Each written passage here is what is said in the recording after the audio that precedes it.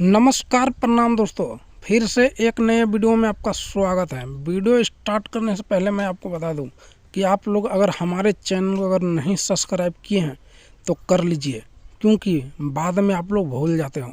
तो चलिए video start करते हैं। बात करते हैं प्रमोद प्रेमी यादव का।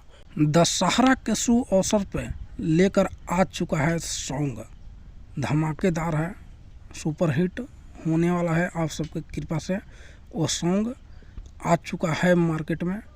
कौन सा सॉन्ग का नाम होने वाला है मैं आपको बताऊंगा। तो सॉन्ग का नाम होने वाला है दोस्तों लाल चुनरिया ओढ़ के। अगर आप लोग नहीं देखे हैं तो देखिए, आज ही आज आया है ये सॉन्ग। अपना ढेर सारा प्यार और आशीर्वाद बरसाइए ये गाना के ऊपर।